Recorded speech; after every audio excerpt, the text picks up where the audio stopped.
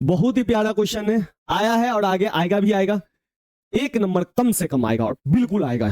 चलिए क्वेश्चन क्या है, निम्नलिखित बिंदुओं के युग्म के बीच की दूरी ज्ञात करिए। बहुत ही आसान क्वेश्चन है जिसमें आपको एक फॉर्मूला याद रखना है। फॉर्मूला है आपका सिंपल, फॉर्मूला में लिख देता हूं पहले। इसको कहते हैं दूरी सूत्र। क्या बोलते हैं? दूरी सूत्र। दूरी सूत्र में आप सिंपल करते हैं, जैसे एक पॉइंट की दूरी x1 y1 है और दूसरे पॉइंट की दूरी x2 y2 है, पॉइंट का नाम है, ठीक है। तो इसके बीच की दूरी निकालना है, तो आपको कुछ नहीं करना है, x में से x को घटाना है। तो x2 में से मैं x1 को घटा देता हूं, इस पे होल स्क्वायर लगा देंगे। फिर y में से y को घटाना है, तो y2 में से y1 को घटा के होल स्क्वायर लगा दीजिए, और दोनों में प्लस, यही है, ठीक है।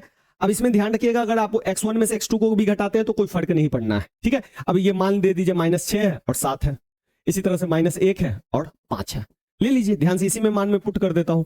तो ध्यान से देखिए, x2 के जगह पे आपका क्या है, x2 के जगह है -1, डाल दीजिए -1, माइनस साइन फॉर्मूला वाला फॉर्मूला। x1 का मान कितना है, ध्यान से देखिए -6 ब्रैकेट बंद, ये वाला ब्रैकेट ये, और फिर स्क्वायर प्लस y2 का मान कितना है, y2 ध्यान से देखिए 5 माइनस y1 का मान 7 होल स्क्वायर। अब ध्यान से देखिए, root under -1 minus minus plus 6 whole square plus 5 में से 7 गया तो -2 का होल स्क्वायर।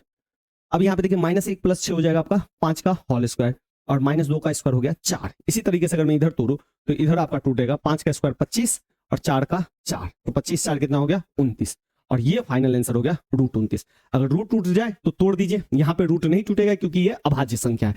तो इस तरह का एक क्वेश्चन हमेशा ध्यान रखिएगा। फॉर्मूला ये रहा।